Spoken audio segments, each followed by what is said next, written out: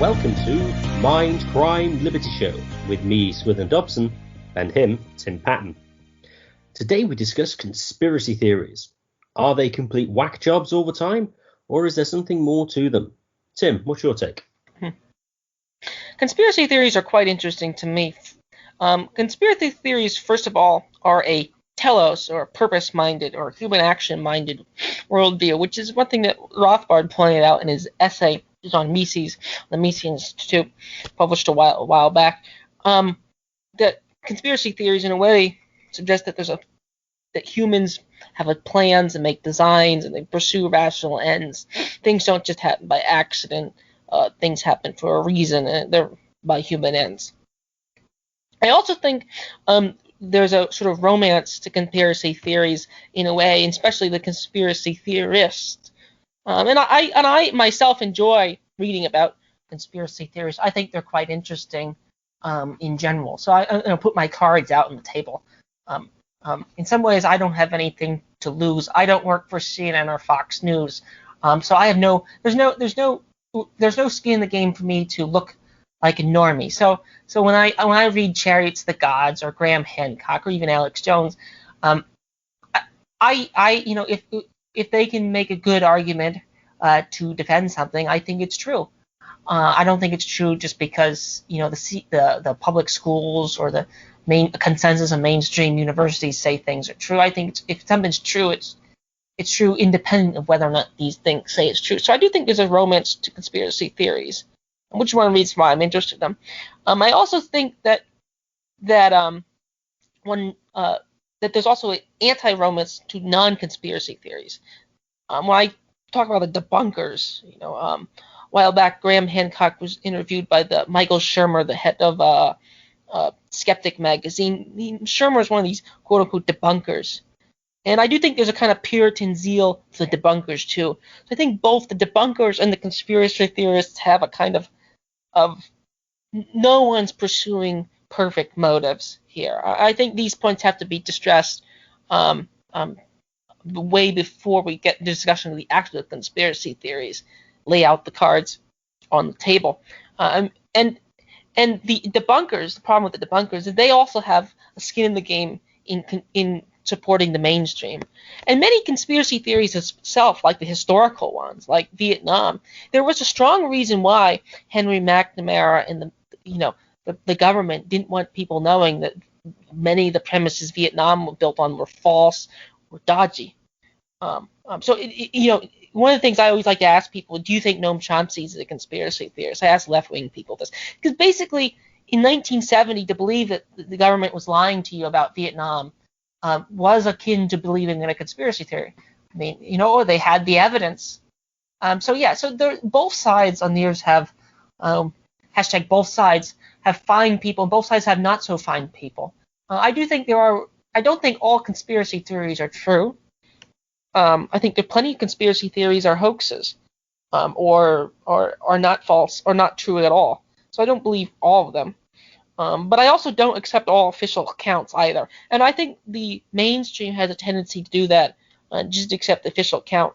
And another annoying feature about the mainstream, and the historical ones, for example, is many historical conspiracy theories end up being true. Vietnam, classic example. World War I, the Zimmerman telegram, from my understanding, also the thing about Mexico starting a war, was also more or less not as true as they made it sound to be. And many wars are just started on false pretenses. Peter Hitchens has a great article recently about the white helmets in Syria. This fake gas attack that probably never happened, which almost they won almost a bomb and take out Assad on these grounds. So there's plenty of things that haven't happened. And so the historical conspiracy theories are now just sort of history, but they don't count. So the debunkers and the skeptics at times are rather frustrating to deal with. But I'm going to start getting the first category, and that's political conspiracy theories. I think political conspiracy theories range from everything from the assassination of Kennedy to wars, which I've shortly discussed, to things done by the CIA or the FBI, like the surveilling of prominent civil rights leaders. Again, you know, I'm not really sure. Sometimes it seems like the DNC is the party of the FBI anymore, or and so forth. So I'm gonna start with the first one that really interests me, and that's the assassination of Kennedy. There's the famous Oliver Stone movie. It's a great 3-hour movie, by the way. Now the movie itself is fictitious. There's a figure in there, but there's a lot of smoke around the Kennedy assassination, loose ends. There was the 2 shots, and there was motive to have Kennedy eliminated. Kennedy was no peacenik, but he was no warmonger as well. And that also relates back to Vietnam. That's one of the classic conspiracy theories. And also another factor about that is the untimely deaths and everything, and the grassy and all. So there's a lot of interesting evidence surrounding that. And Oswald acting alone, and this is the thing about a conspiracy theory. Is the thing about a conspiracy theory. When people retroactively say that the conspiracy theories are correct, they never really give credit to them. It's never a frustrating thing about it. And there's some things we just don't know. We may never know whether or not it was true or not, whether or not Oswald acted alone. But there's a classic political conspiracy theory. There seems to be a good motive. It seems that this official explanation has a lot of holes in it. And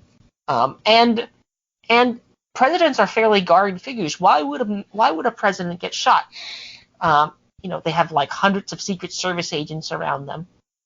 So in some ways, the mainstream has a huge burden of proof as well.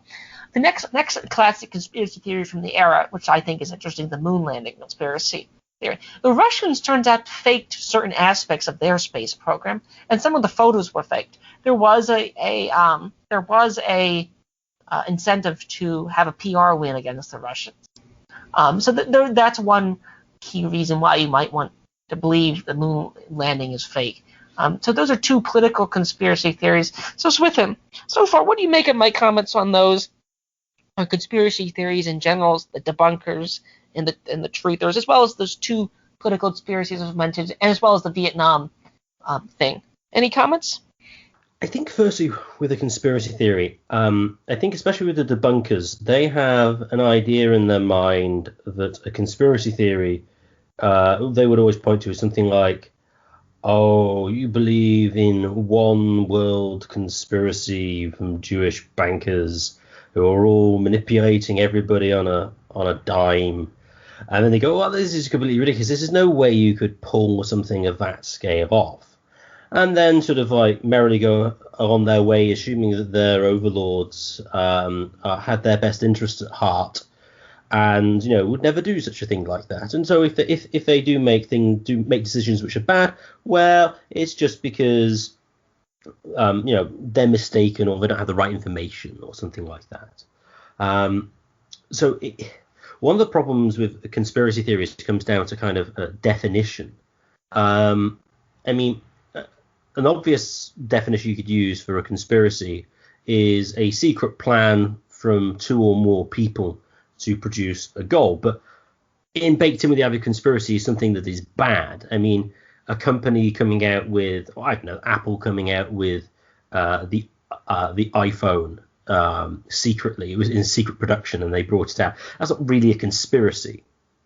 So there must be something that's malign there. Which I think which is true. But then the question arises, well, how malign does it have to be a conspiracy? Because you don't need to say that, the people involved in the conspiracy hate everybody. So you could make the claim, for example, that with the responses to coronavirus, that is a conspiracy in certain respects. Evidence Exhibit A here, I would say, is the Belarusian president claiming he was offered money by the World Health Organization and either the IMF or the World Bank, I think it was the World Bank, to impose an Italian-style lockdown. So yeah, you could say that's a conspiracy. But then the question is, well, what are their motives? Do they really have to hate everybody and just want their own power. Well, no, they could just be indifferent and the results of it be negative. So I think there's a lot of sort of groundwork that kind of needs to be done when it comes to kind of conspiracies as to what constitutes one. And actually, they're pretty darn widespread, but they're not these sort of global conspiracies that everyone wants to sort of claim are conspiracies. And I think if you recognize sort of, well, yeah, more local ones can happen all the time, on a very low level. I'd say it's just a secret plan to produce something that's somewhat malign for various people. But they kind of happen quite often. So, I mean, politicians, for example, need not hate the underlings. They merely just think, well, I don't really care about what happens to them particularly as long as they vote for me. And so they can engage in secret coordinated action, which actually ends up harming them. But they don't particularly bother. Do they actually actively want the harm? Well, no, they just want the power and money and the influence. That's what their goal is. So I think that's a baseline with conspiracies in general. I think then also we have to ask is, with a conspiracy, do you have a motivation to do it? I think it'd be the first test. So if someone proposes, say, a conspiracy theory, and there's no obvious motivation for anybody to have the conspiracy, so the conspiracy to take place, it's probably false. So the ones you've cited so far, I mean, JFK being killed, etc. I mean, people clearly had motives to do that, and especially, and to be fair, with any political figure, you can always create some plausible motives. So one conspiracy I always like to raise in this context, which actually relates nicely to JFK's Operation Northwoods, which was a Defense Department suggestion to shoot down a passenger plane over Cuba, a US one, and then blame it on the Cubans as a pretext of invasion, which interestingly JFK said no to, and then he got assassinated. Now, whether those two things are linked, they may not be. But the fact is, Operation Northwoods exists, and it happens. Well, it didn't happen, but there's evidence there that they had a plan to do it. And so the next question you have to ask is, okay, you've got some motivation for it. Is the proposed conspiracy plausible? And I say this is where the debunkers go. They go after the worst forms of conspiracy, which is the idea that, well, everything's all at one point, at one place, one party pulling all the strings all the time. Whereas in reality, there's probably multiple conspiracies from different influence groups, all trying to achieve different goals and different ends. You don't need to posit one. I think if you go for kind of like the simplest conspiracy, which you can use to explain the data, I mean, then I think you then go start looking for evidence as to whether that's the case. And that's what Rothbard says in the essay on the conspiracy theory of history. If he makes a very sort of clear, basic example, he says, if tariffs go up, you go, well, okay, you probably think someone lobbied for that. Okay, so did someone lobby for it, and who did, and what's the chain? What's the chain of people wanting those kind of higher tariffs? And it could end up being, quote unquote, a conspiracy. Now you have to do the groundwork and actually provide evidence for this. And this is what Rothbard says: you can't just do what I say, that motivation test, and then come up with the best robust theories, and then say, oh, it happened. You have to go to the evidence for it. But these things happen. I mean, Rothbard makes the claim. He basically claims that the creation of the Federal Reserve was a conspiracy, emanating from J.P. Morgan and the Rockefellers. And he makes a pretty good case. They got people of influence and power in various places. And then I think the Federal Reserve Act was pretty much decided at a private duck shooting club called Jekyll Island. I'm pretty sure that the actual legislation that came in was pretty much identical to the one that was drawn up there. Those things happen. So with JFK, I mean, I said there's possible that he was assassinated. My main point here is, I think the powers that be, and anybody really, to a large extent, doesn't really care what happens to other people, at least not to a large extent. And so it's not really that's surprising that they might do things that might have negative effects on other people. I think the idea that somehow if the government do something bad, has bad effects, it must just be wrong or mistaken or have bad information. I think he's just woefully naive. And yeah, I just find a very odd disposition. Tim, any thoughts on any of that?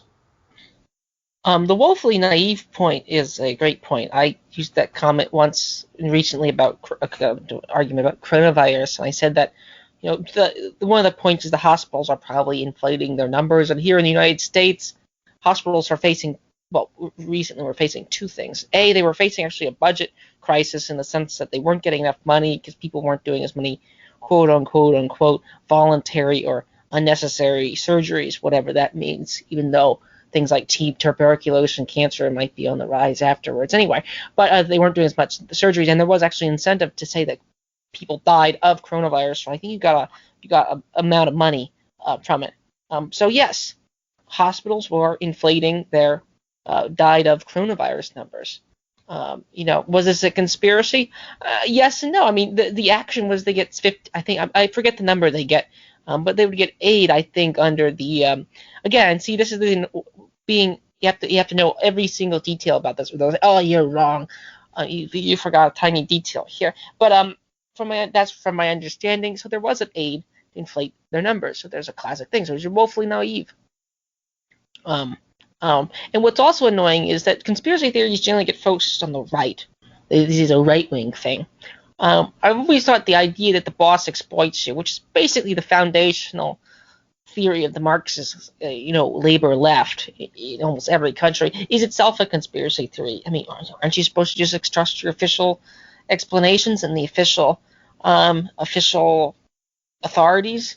No, I mean that would be insane. And I am sympathetic. I mean, historical labor history, the Pinkertons were working in conjunction with both large corporations like the Pennsylvania Railroad and the U.S. government to quell riots in Pittsburgh. They were. Most labor historians would say that's just the truth. I mean, we have the documents, we have the telegrams, we have the links. I mean, many transcontinental railroads, many labor strikes throughout countries were quelled by private organizations in cohorts with the state. So in this regard, the labor left believes in what I amounts to a conspiracy theory. Now, the conspiracy theory is true, and this goes back to the historical problem. So the far right point is interesting, but then again, that's just a quick recent historical example. The recent example being inflation of coronavirus things. It's woefully naive to believe that everyone just operates in the good interests of everyone. And your history about the Federal Reserve is spot on. It is spot on. So those two things I totally agree with. As far as the other political conspiracy theories, I think to a certain extent, we had a recent episode on Donald Rumsfeld's and the Iraq War. It's not entirely clear that there was WMD and strong evidence to suggest that there was strong evidence that there was weapons of mass destruction in Iraq. I like Rumsfeld's philosophy, but I don't necessarily like his actions. But nonetheless, was that a conspiracy theory? I mean, was there ulterior motives? Why did they do this invasion if there wasn't strong evidence? Maybe they wanted to be humanitarians and take out a dictator. Maybe they just wanted to prop up the defense industries. It's unclear once you destroy the first official explanation. One final point about the coronavirus I think has to be made before I talk about the recent QAnon thing is a while back there was the military lab leak conspiracy theory. That could be true. I don't know why that couldn't be true. I've yet to see any strong evidence either way, either falsifying or saying it's true. But I do get annoyed when any time I'm discussing this with and people just dismiss it outright that there was some malice intent. In the 1950s, for example, in I think a suburb of St. Louis, the United States government sprayed like some zinc component on the population just to try it. The United States also exposed people to radiation sickness from under. They did forced sterilizations. So the idea that the government just, either two things: the government did something and made a mistake, or the government did something purposely maliceful. They could have just made a mistake in their military lab. So that's another thing that bothers me about the mainstream discussion of it. You're not even allowed to suggest that. There's a kind of East German attitude where the idea that you're suggesting the government made a mistake or purposeful error to cause harm is in itself viewed as you're viewed as a thought crime, a criminal, or a thought criminal basically, or a show name. There's a recent hubbub about this QAnon. The simple version of the theory, I think, is obviously true. If you look at Wikipedia, or if you look at CNN's coverage, it's described as a far-right conspiracy to take down that the deep state is trying to take down Donald Trump. And then there's a second line that says, and he's because of a pedophile ring or something like that. So the first claim of the theory is obviously true. We have the Steele dossier. The Steele dossier was fake. It was planted by the DNC to make this Russia hysteria. People like Glenn Greenwald and Jimmy Dore, neither of which are Trumpkin bumpkins by no means, both agree that this thing was false. Crystal and Cigar of the Hill Rising also agree that the whole Russia thing was fake, from my understanding. Just a ruse to distract attention from the terrible candidate the Democrats ran. And actually, many of the people of the Mueller probe might actually go to jail for creating a false thing. Whether or not they do, whether they get off, is some question. But the pedophile ring is also interesting. There was this whole Jeffrey Epstein hubbub. We may never know what exactly happened. This goes back to the covert thing, which we did a few episodes ago on Rumsfeld, which is a philosophy problem. But I think it's just, to a certain extent, other people might know it, but they're either dead or they don't want to talk, or not interested in talking. And there is a danger to holding certain views. If you hold views that and you're known to hold them, and they implicate powerful people or powerful organizations that are able to take you out, they can do that. I doubt very many people in East Germany could hold the view that the Russians were exploiting them and not true Marxists or something like that. There are certain views that you're just not allowed to hold. If you hold them, you're viewed as a thought criminal. The United States government does it too. Edward Snowden is currently exiled in Russia for committing a heinous crime of exposing the state of doing mass surveillance, something that the state denied it was doing at the time, and actually was doing. Same, Julian Assange is a little bit different, but Edward Snowden worked for the little organization that was doing it. So the QAnon one is interesting. If you try to steelman the QAnon theory, there's certain aspects that are true. So any comments? I brought up three things. I brought up the coronavirus hospital numbers. I brought up QAnon. I also brought up a bit about Edward Snowden. Any comments on those three things with him? Well, with the US hospitals, I remember a doctor saying that you got paid loads of money for a coronavirus patient, so obviously you're going to inflate the numbers.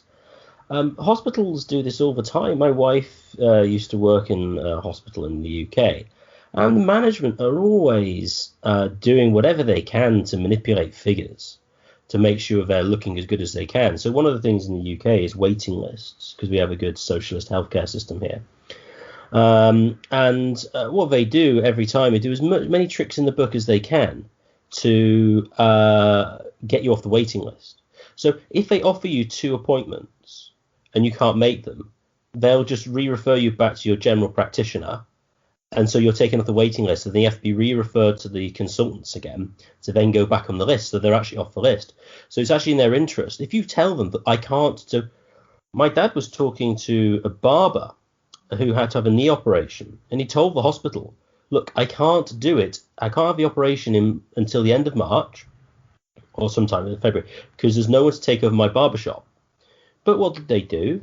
Is they rang him like a day after he told them that, we've got an appointment for you, come in tomorrow. It's like, no, I already told you this. And so what's entirely possible there is they're deliberately trying to give him dates they know he can't do to take him off the waiting list. So these things happen all the time. The Edward Snowden thing is interesting because someone might say, oh, well, if the government was surveilling people without people knowing it, there's loads of people be involved in this conspiracy, and the information would leak out. And it's like, well, it did, but it took a blooming long time. Because the thing is, when people are involved in quote-unquote conspiracies, some of them can believe is actually good for everybody. So the people involved at the NSA could well think that actually surveilling regular people is actually good. And consequently, if they think it's good and they're all part of it and think it's a good idea, then of course they're not going to raise the alarm on it because they think it's a good idea. So with the whole thing, you could make the interpretation with the coronavirus stuff as they want to turn into a quasi sort of Chinese system of surveillance and like health passports and moving on to social credit. Some of the technocrats could well think this is better for everybody.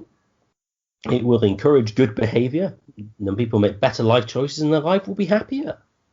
I mean, it's perfectly plausible to create a conspiracy theory in which all the actors think they're doing a good thing and be better for everybody.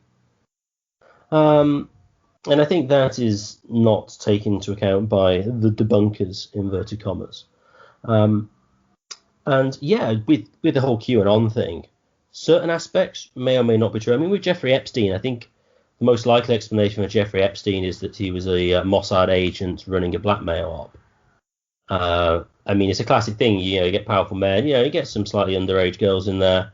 You take the photos and you can blackmail them. I mean, it's a pretty straightforward operation. I think that's possibly like that. Do I know that Epstein was a Mossad agent? No, but it certainly is a very good explanation, I think, of what happened there.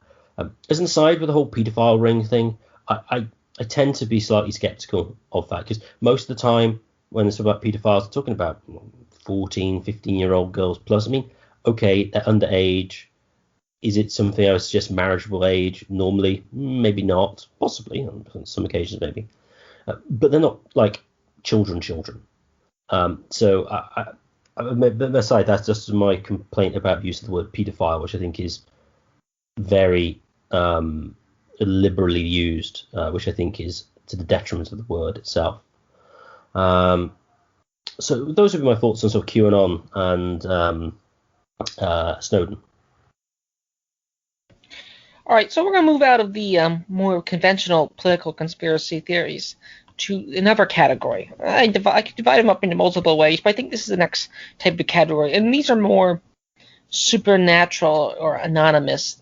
It's actually a YouTuber, good YouTuber. I think Anomalous. I think that's his name.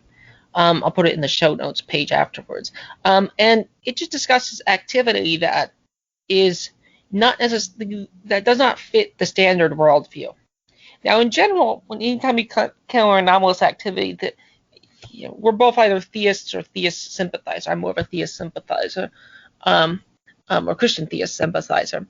Anytime you counter anomalous activities, and this is a book like Chariots of the Gods or many of these sort of alien abduction stories, they'll just say they're demons, which is which again is outside of the normie worldview. Some Christians will privately say that, but whether many Christians will publicly say that is of some question here in 2020. But these range from like, and there's two categories. There's like accounts, like so obviously alien abduction one. That's one that's interesting. And there's also different types of them. You have like Bob Lazar, who's saying the government is either run by or worked on crashed spacecraft.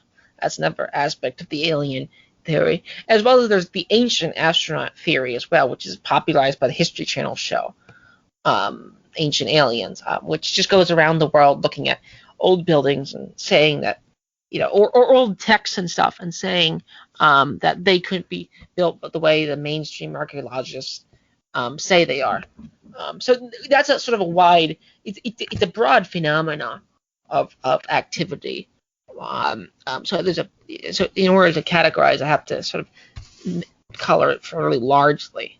But these events to me are all quite interesting. The alien abduction ones, again, many of them are hoaxes. I fully admit that. Plenty of them hoaxes. 90% of them, alien sightings, 90% of UFO sightings could be explained by completely natural reasons. That 10% number, of that 10% number, it's like that 2 to 3%. Again, all it takes is one exception. All it takes is one exception to change everything. It does not take, you do not need, all it takes is one black swan to prove that not all swans are white. It's not, you don't, all it takes is one. So that thing, that philosophical problem about how induction, deduction, I think is very relevant here. In some ways, the debunkers here are uncomfortable of hearing that reality might be weirder, or history might be weirder than is commonly thought. Again, I'm in a way, this goes back to my romance of conspiracies, I'm in a way, I'm still a 4-year-old child internally in some ways. I don't work for some mainstream or organization, so I don't have no incentive to do it. I don't even work for a mainstream church, so I don't have any, there's no tying me down to conventional explanations. This is sort of like anti-skin in the game, in a way. So when people bring up these stories, I find them interesting. I find it interesting that the mainstream doesn't have a clear definition of how the Aztecs or the pyramids could be built. Now, whether or not the aliens built them, maybe that's insane, but then it just explains that there's something else that did it. So in this regard, I think the conspiracy theorists are doing humanity a great service, in actually playing the actual role of a skeptic, not Michael Shermer. Michael Shermer is actually just defending the sort of hegemonic view, and actually someone like Graham Hancock, or the author of Chariot of the Gods, is quite interesting. Christians have a sort of conventional explanation. That's the think anomalous would suggest. But nonetheless, that is still a weirder explanation about how reality is. So, Swithin, what do you make of the whole anomalous activity thing? And they range from demons to aliens to all sorts of phenomena ranging that. Swithin? I do find it interesting. I haven't looked at some of this stuff for a while, but I'm pretty sure I did watch Chariots of the Gods a number of years ago, which I think was by a guy called Eric Van Daniken. What I find the most interesting about it is the highlighting of how technologically advanced civilizations in the past were, more advanced than we would typically give them credit for. So I'm pretty sure the Egyptians had a basic form of light bulb as well, was one aspect. They had some basic form of electricity. And this is not what you would expect, because the standard view is one of a sort of progressive evolutionary theory in which societies just get more and more advanced over time. It's sort of a Whiggish interpretation. Now, of course, there's always the Great Dip, which was the post-Roman period. But thereafter they got better and better. But these early civilizations are basically all stupid, which I don't think is the case at all. Now, as to what accounts for it, well, that's a different question. Aliens, they could exist. I wouldn't outright deny their possible existence, although they would have to be so very, very different from humans to actually exist and be plausible. By that, I mean everything we know about anything that we could consider alive. Now, I know there's debates as to what constitutes being alive, are viruses alive, etc. Things that we know clearly are alive, like fish, animals, etc. They're carbon-based life forms, they use oxygen, etc. Is there really anywhere in the known universe where such conditions pertain? Not that we have any knowledge of. Now, then, of course, you could make the claim, yes, well, there may be some planet somewhere that does have it. Well, okay, maybe. But it hasn't happened yet. I think that's what Fermi goes on about in the Fermi paradox. Now, aliens, so demons and angels, I think, in a sense, are more plausible. just on the basis that, well, the whole point of them is that they're not supposed to be material beings, or they may have material manifestations, but they're kind of immaterial. I think that kind of is, at least in principle, more plausible, although as to whether they could exist or do exist, I mean, would be quite difficult to argue for, at least from natural reasoning. But I don't see any reason why they couldn't exist, unless you were just you'd have to be convinced physicalist to deny its existence, and I think there are grave problems with physicalism. And so on that basis, I don't think it's necessarily you could rule it outright. Because I mean, if you look at an event and you look at all the possible natural explanations for it and they don't fit, well, then you might have to look somewhere else. I don't see why that is something you should just rule out of hand in its entirety. I mean, that's what some of the apologists say for the resurrection would say. I mean, that's sort of a similar kind of approach. But, you know, do demons and angels exist all the time? It's hard to say. But I don't think you can rule them out. And I do think they're probably more likely than aliens. For again, because the way they're sort of set up is, you know, they are immaterial. I mean, interesting with aliens, Alex Jones in his Joe Rogan interview was saying that, all these elites are in league with aliens. But when you talk to him, what he really means is demons. That's what he says, interdimensional aliens, which he says at one point is basically like demons, which is interesting because, I mean, at least sort of like biblically speaking and other sort of, I mean, it kind of goes to kind of like Faust, you know. There's these evil spirits who will give you great power and influence, but, you know, they'll take your soul and things. And it's like, well, yeah, I could see people trying to take that deal. And so that doesn't seem to me to be massively implausible, at least not theoretically. Whether it actually happens isn't the question. But, you know, in principle, I don't see why you should rule it out. So that would be my sort of general take on sort of aliens and sort of demons, etc. Interesting. The YouTuber I mentioned is Think Anomalous. He's a great channel. I recommend anyone to check it out. As far as any individual sites, actually there's a museum I actually visited in Roswell, New Mexico once. It was one of my favorite museums I've ever visited. As a kid, I to a certain extent was always interested in aliens, so it was a bit of a homage to go visit there. But I went there with my father. I sort of spooked my dad because there is a lot of now again, whether or not Roswell is this is one I know somewhat well, whether or not it is an actual event or it's a manufactured or it's just a weather balloon.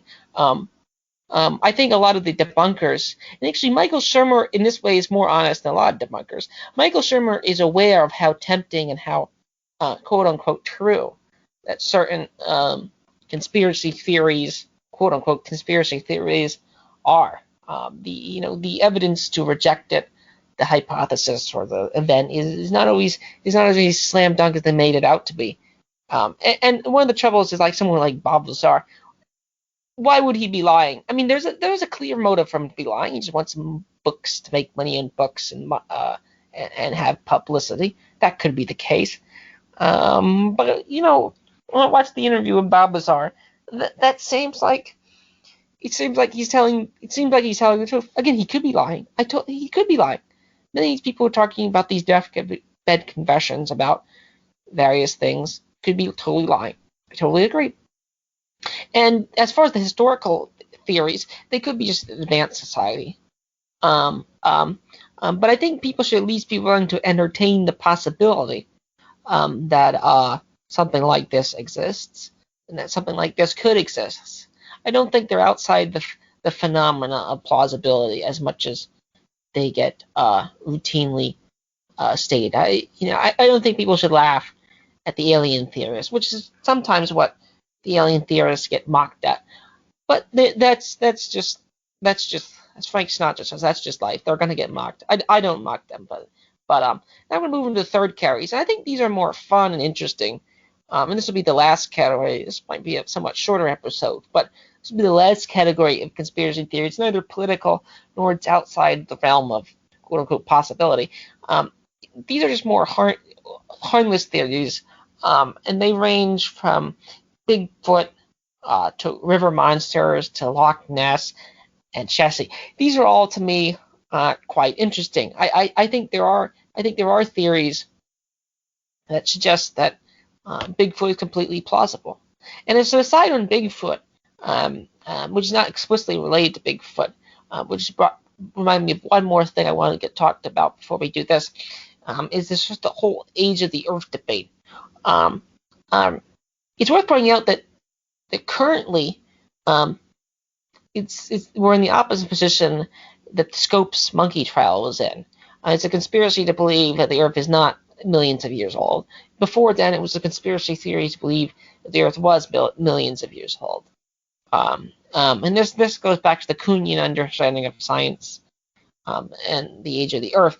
So I do think that is what made me bring that up was the evolution thing. That's the Bigfoot, the missing link. This is another interesting phenomena here. Is evolution or a conspiracy theory? I don't know. I do think evolution is a plausible theory, but as Stephen Meyer suggests, there's not as much evidence that Darwin probably thought there would be. This is another thing that Michael Shermer tends to engage in debates regarding the plausibility of evolution and so forth. But again, I think it's worth pointing out that the evidence is not as strong as they stated it. Now, whether or not this proves creationism, who knows? But it's at least a plausibility, or at least that the current explanation doesn't account for all problems or all strains of exceptions. So we finishing this up episode. So a few comments on evolution, as well as comments on the harmless ones. As far as the harmless ones, I think like Chessie or Champ, I think people should just get a little, just calm down a bit. Don't get all twisted over someone thinking that they saw Bigfoot. These are just fun. And then as far as evolution, any comments on that?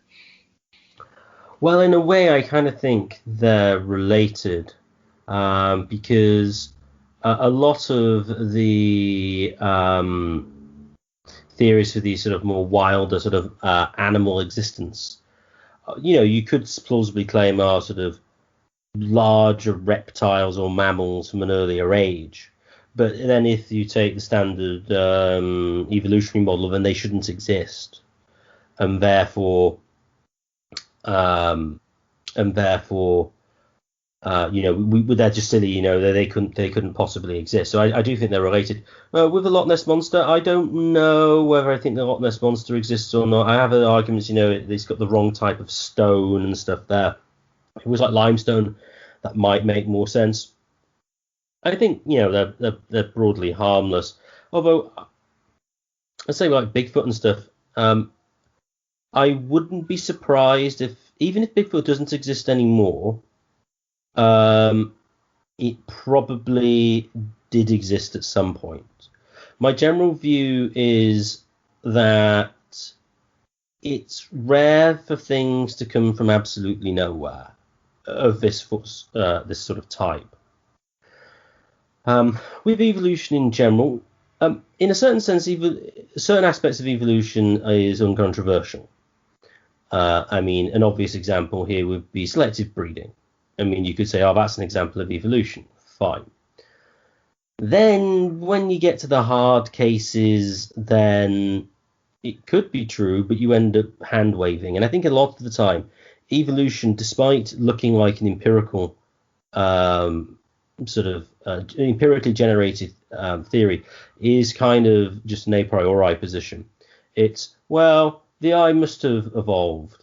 Well, why? Well, because if it didn't have survival benefits for it to come into existence, then it wouldn't have come into existence. And it did come into existence, therefore it evolved. It's like, that doesn't seem entirely cogent. And then, of course, just evolution in general, abiogenesis is always a huge problem. How do you go from non-life to life? How is that transition actually made?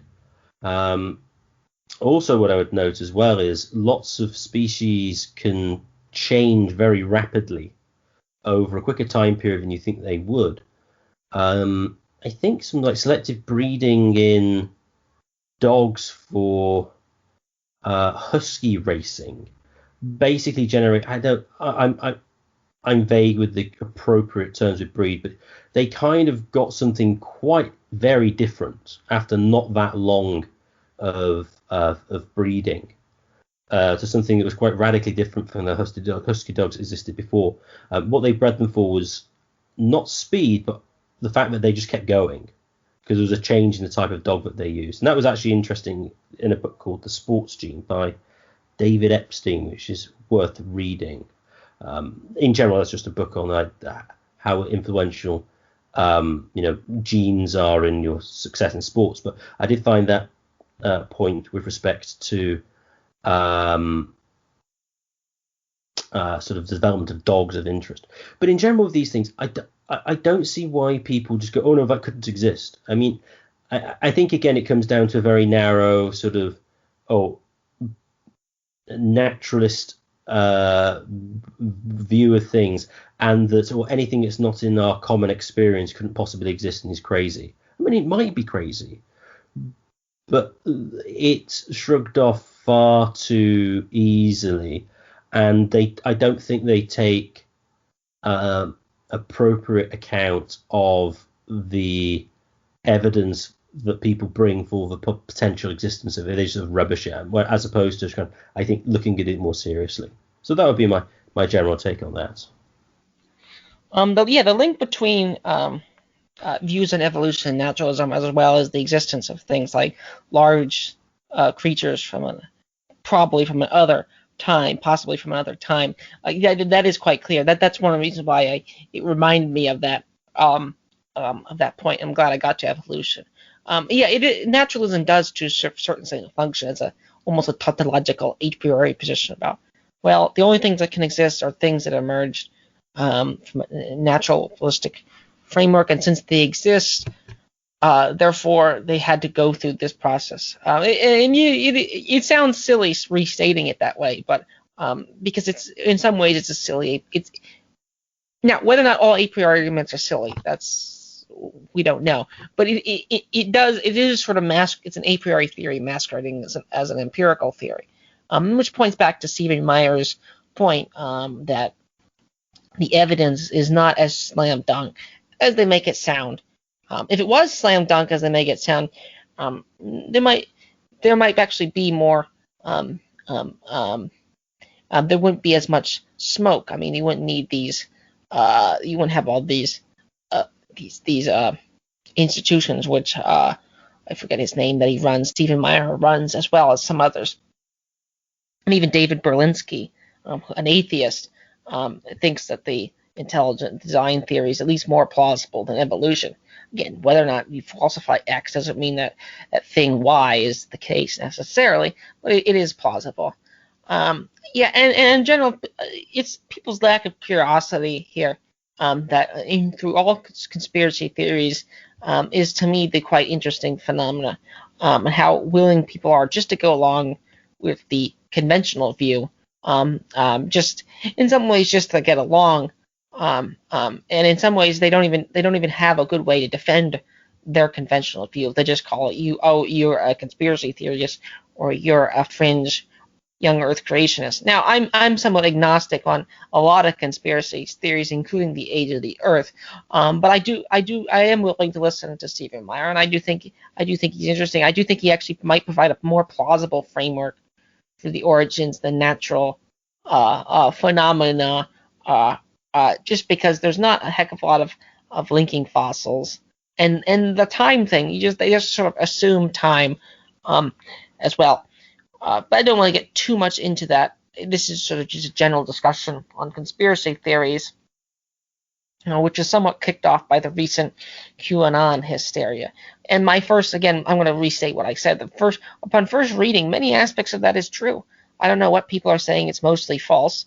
If anything, it's certain aspects of it are true. And this sort of relates to my other views on things. I mean, I used to be much more normie. So I used to be a normie. I used to dismiss conspiracy theories, but I started looking into things, and I found that many of where there's smoke, there tends to be fire, and many of these theories there tends to be plausible claims behind them. Funnily enough, the one that routinely gets dismissed is the flat Earth one. Now, again, I'm not a flat earther by any means, but many of the problems people state towards the flat Earth can easily be answered. The one about them crossing the Atlantic and Pacific Oceans, if you just look at a map that's laid out flat, you can technically cross the oceans. If you just take a game, if you play a game like Battleship and you put the continents on the map, you can cross the ocean. You can fly the ocean. It's doable.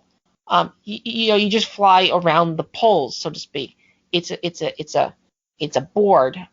You just have to go. And actually, technically, I think airlines, when they fly north, they do fly on flight patterns that are parabolas, not straight lines. Now, of course, you could say, well, you can't go from Hawaii across the international date line, but that's not what people say. People don't bring that claim up. People bring another claim up. They'll say, well, how do you explain thing XYZ? So the one that routinely gets dismissed, I find, has hashtag Joey Diaz. Again, I'm not a flat earther, but there is some plausible undercurrents to it. It didn't come out of nowhere. It didn't come out of nowhere. And actually, this is where the normie commie sense view is the Earth is flat. Because if you walk out, you just look out the Earth, you look out the window, it does sort of look like the Earth is flat. So in general, I think there's much more plausibility to many of these things.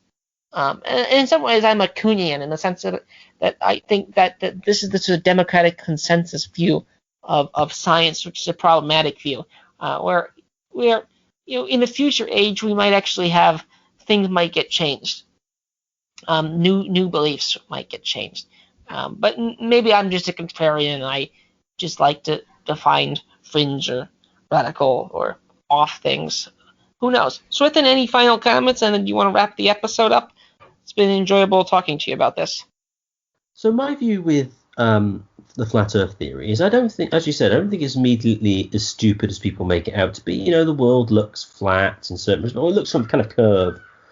And so, it isn't entirely unreasonable that people might create sort of theories that the Earth was flat. I mean, I'm pretty sure people did think it was flat for a while, although in the Greek period it was sort of believed then to be round. I think Aristotle measures like the horizon and then concludes that the Earth must be a sphere. My main issue, though, with the flat Earth theory is I just don't think it passes the motivation test. I don't see why people would falsify pictures from space that make the Earth look round as a sphere. I just don't really see any monetary or influential gain anyone get from it. I mean, it could be a massive trolling exercise, but as an inside joke, but that just doesn't seem to me to be as strong enough reason for such an elaborate sort of conspiracy, as it were, to exist. Although I say I do think that if you do steelman the position, it isn't as stupid as it would seem. I'd just like now to thank everyone for listening, and if you've enjoyed the show, please share it with your friends and family, and subscribe to us on YouTube and Podbean. The more subscribers we get, the higher up the rankings we get, and the more people who can enjoy the show. And if you'd like to contact the show with ideas or any topics you think we should cover, please contact us at mindcrimelibetyshow@gmail.com. That's mindcrimelibetyshow@gmail.com.